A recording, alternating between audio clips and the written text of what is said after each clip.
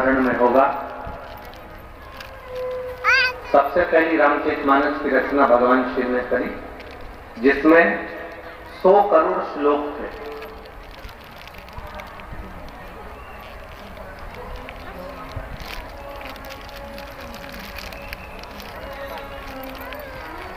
भगवान शंकर ने अपने हृदय में रख रखी।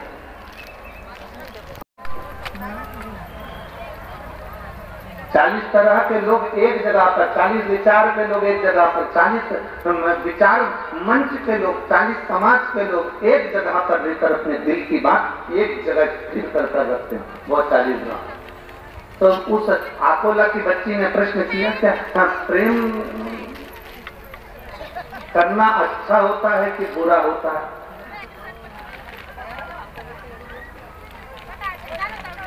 देव जरा उत्तर बोलोगे तो है, नहीं तो मुंडी ही लागा है। हम उतने में समझ जाएंगे। प्रेम करना अच्छा होता है कि बुरा होता है, ठीक है? तो आप कहो जो आपकी मर्जी पड़े, आप अपने मन से रख लो, पर हमारी भाषा में तो हम इतना कहेंगे, प्रेम करना अच्छा होता है, पर 33 टुकड़े होकर अटेची में भरा जाए, इसका बुरा होता है।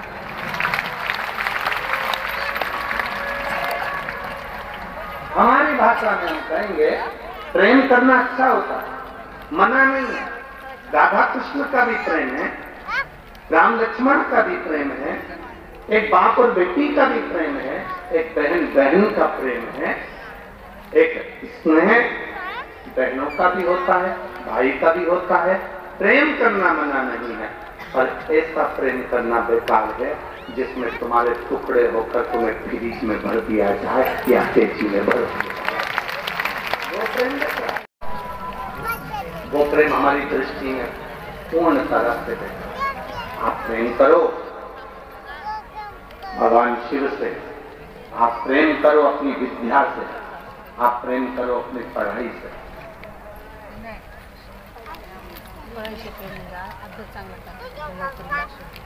आप अपने कैरियर से प्रेम करिए,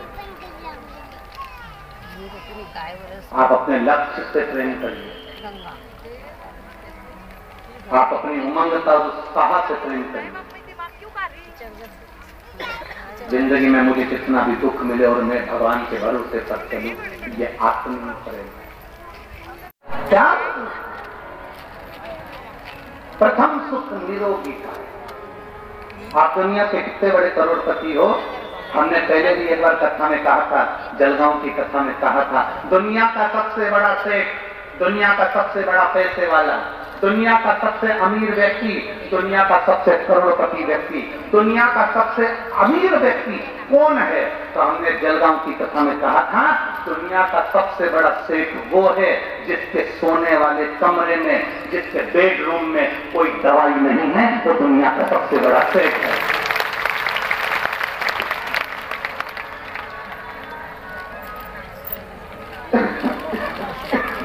दुनिया का सबसे बड़ा सेठ वो है जिसके बेडरूम में कोई दवाई नहीं।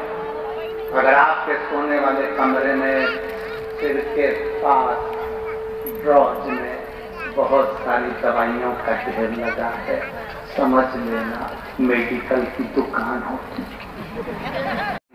हमें तो लगता है तुम केवल तिजोरी में जो धन रखा है उसकी चौकीदारी कर कर तुम मर जाओगे और उसका भोग नहीं कर पाओगे। का भोग नहीं कर सकते। अपने धन का, अपने पद का, अपनी कुर्सी का सदुपयोग करो, जैसे ये सांसद जी ने अपनी कुर्सी का सदुपयोग करा और आज यीशु महापुराण की कथा कर रहा है।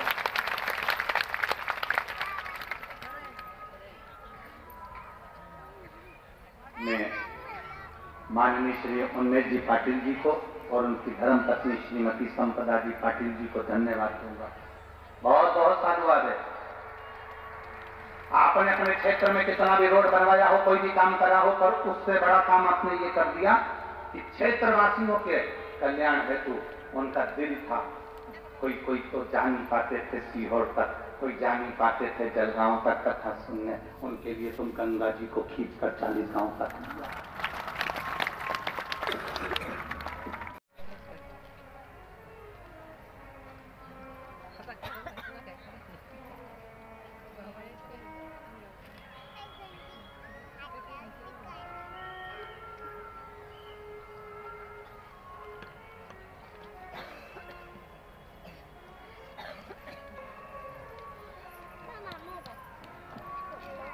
मेरा नाम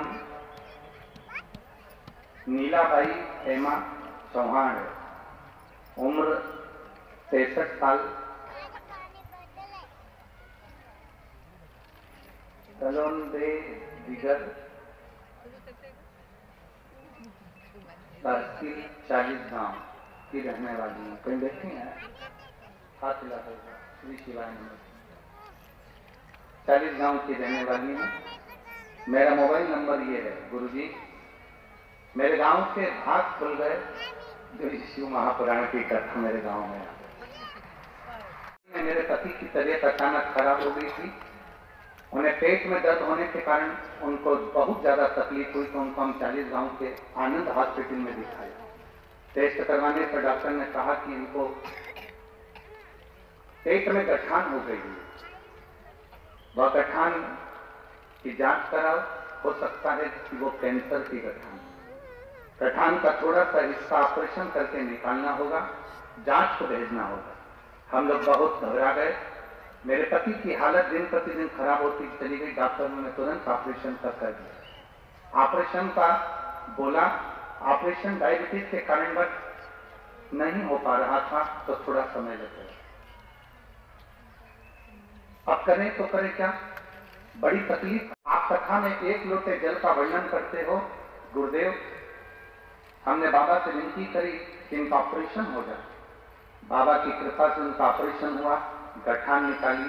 वो गठान में से जांच के लिए गई तो मालूम पड़ा, मुंबई से जब रिपोर्ट आई तो इनको कैंसर आया।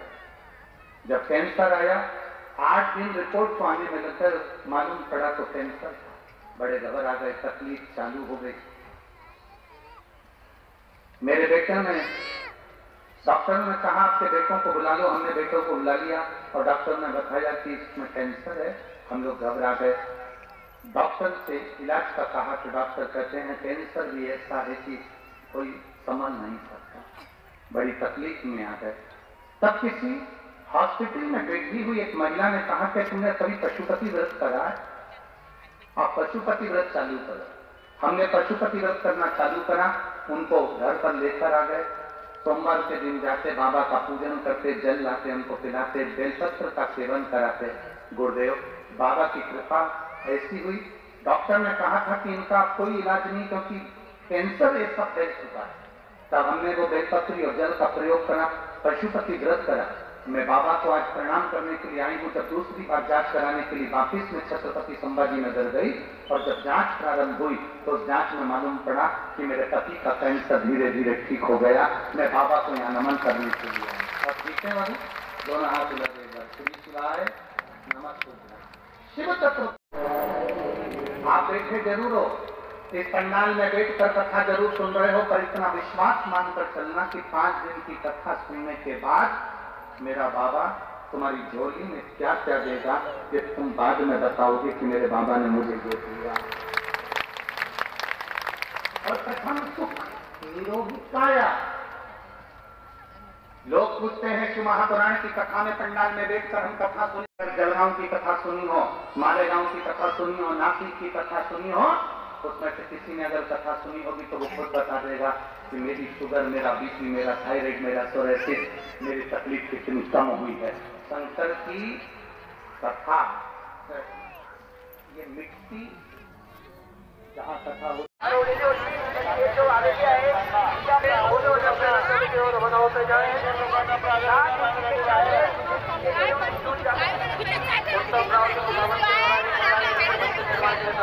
धन्यवाद।